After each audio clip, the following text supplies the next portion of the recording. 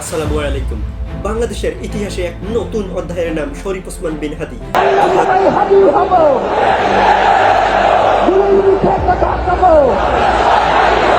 2024-এর ছাত্র জনতার অভ্যুত্থানে একজন সম্মুখ সারির যোদ্ধা ছিলেন এবং ইনকিলাব মঞ্চের প্রতিষ্ঠাতা ও মুখপাত্র, একজন যুবনেতা যিনি সোচ্চার ছিলেন ভারতীয় আধিপত্যবাদের বিরুদ্ধে এবং দেশের সার্বভৌম রক্ষায় এবং ন্যায় ও ইনসাফ ভিত্তিক রাষ্ট্র গড়ার স্বপ্নে। তিনি বলতেন, পুরনো ধারার রাজনীতি করে বাংলাদেশে আর টিকে থাকা যাবে না। কিন্তু 2025 সালের 12 ডিসেম্বর ঢাকার বিজয়নগরে নির্বাচনী প্রচারণের সময় দুজন মোটরসাইকেল আরোহী সন্ত্রাসী তাকে মাথায় গুলি করে এবং তিনি নিমেষেই গুরুতর আহত হন এবং তাকে চিকিৎসাধীনের জন্য সিঙ্গাপুরে নেওয়া হলে 18 ডিসেম্বর তিনি মৃত্যুবরণ করেন। তার মৃত্যুতে দেশ জুড়ে উত্তাল প্রোটেস্ট, অভিযোগের তীর ভারত ও আওয়ামী লীগের দিকে। কিন্তু কেনই হত্যা, কারা এর পেছনে, আর এর বিচার কি হবে? আজকের এই পুরো কেস স্টাডিটা এই ঘটনাটাকে কেন্দ্র করে হবে অন্য কিছু কেন। শরীফ ওসমান হাদির জন্ম 1993 সালে। তিনি ছিলেন একজন লেখক, শিক্ষক এবং সাংস্কৃতিক কর্মী। 2024-এর জুলাই গণ অভ্যুত্থানে তিনি সামনে থেকে নেতৃত্ব দেন এবং শেখ হাসিনার পতনের পর তিনি প্রতিষ্ঠা করেন ইনকিলাব মঞ্চ, যা একটি সাংস্কৃতিক এবং রাজনৈতিক প্ল্যাটফর্ম, যা ছিল ইনকিলাব কালচারাল সেন্টারের মাধ্যমে যুবকদের সংগঠিত করার একটি কেন্দ্র।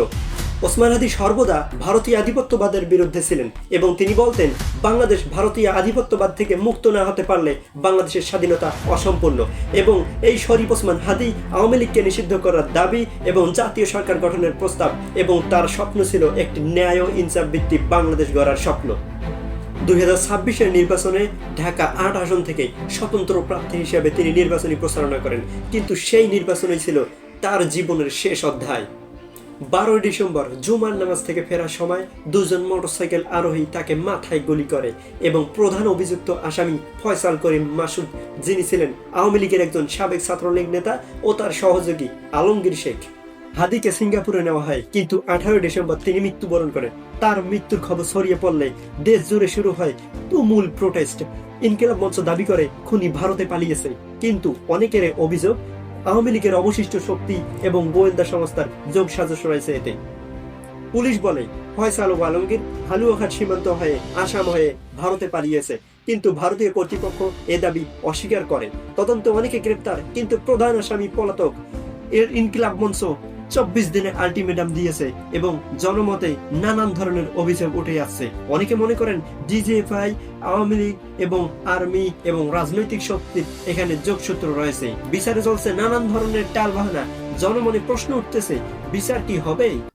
ওসমান হাদির মনস্তত্ত্ব, অর্থাৎ তার মানসিক গঠন, চিন্তাধারা, আদর্শ বা আইডিওলজি সম্পর্কে বলতে গেলে বলতে হয় এটি মূলত তার রাজনৈতিক ও সামাজিক সংগ্রামের সাথে জড়িত। তিনি কোনো ক্লিনিক্যাল মনোবিজ্ঞানী নন কিংবা মনোবিজ্ঞানের ছাত্রও নন।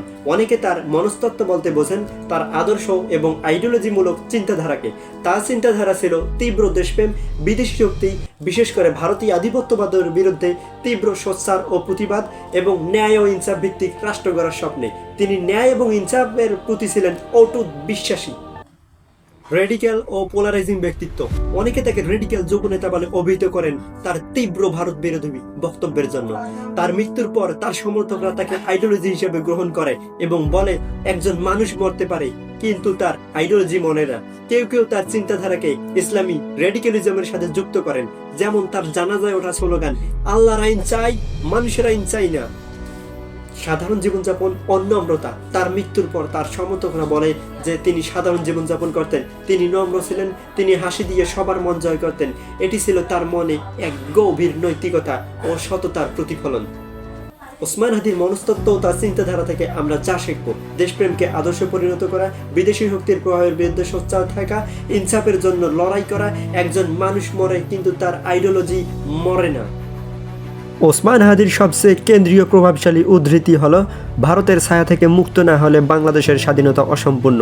1971-এর মুক্তিযুদ্ধে ভারতের সামরিক সহায়তা বাংলাদেশের জন্ম দিয়েছে, এটা অস্বীকার করার উপায় নেই। কিন্তু হাদি এবং তার সমর্থকরা মনে করেন সেই সহায়তার বিনিময়ে বাংলাদেশকে ভারতের জুনিয়র পার্টনার বানানো হয়েছে। ফারাক্কাবাদ, তিস্তা পানি বন্টন, ট্রানজিট, বাণিজ্যিক অসমতা, সীমান্তে হত্যা, এসবকে তিনি দেখেছেন ভারতের ছায়ার প্রতীক হিসেবে।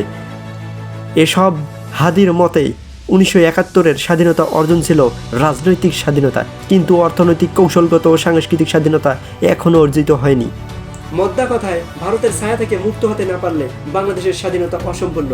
আর এই বাক্যটি ছিল ওসমান হাদির রাজনৈতিক উইল। এটি শুধু ভারত বিরোধিতা নয়, বরং একটি পূর্ণ স্বাধীনতার দাবি। আর এই বাক্যটি বা এই দাবিটি ওসমান হাদিকে একজন সাধারণ যুবনেতা থেকে আইকন বানিয়েছে। ওসমান হাদির এই উদ্ধৃতিগুলো সংক্ষিপ্ত কিন্তু তীব্র, যেন আগুনের ফুলকি। এগুলো তার মনস্তত্ত্বের প্রতিছবি, আদর্শবাদী, প্রতিবাদী, ধর্মীয় অনুপ্রাণিত এবং যুবকদের অনুপ্রেরণাদায়ক। তার কথায় কোনো কূটনীতি নেই, শুধু সত্যের জন্য সরাসরি লড়াই। তার মৃত্যুর পর এই উদ্ধৃতিগুলো আরও শক্তিশালী হয়ে উঠেছে। দেওয়ালে লেখা, সোশ্যাল মিডিয়ায় ভাইরাল প্রোটেস্টের স্লোগান, এগুলো প্রমাণ করে যে একজন মানুষ মরতে পারে কিন্তু তার আইডিওলজি মরে না।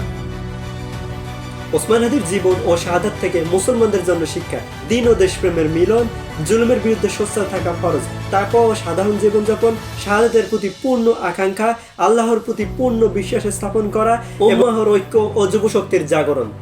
ওসমান হাদি শহীদ হয়েছেন ন্যায়ের লড়াইয়ে। তার স্বপ্ন ছিল এক মুক্ত, ইনসাফ ভিত্তিক বাংলাদেশ গড়ার, কিন্তু তার হত্যার বিচার হবে কি? তার খুনিরা কথায়, পর্দার আড়ালে কারা? দেশের যুব সমাজ আজ বলছে, আমরা সবাই হাদি হব, জাস্টিস ফর হাদি। এই বাক্য শুধু একজনের দাবি নয়, এই বাক্য পুরো জাতির।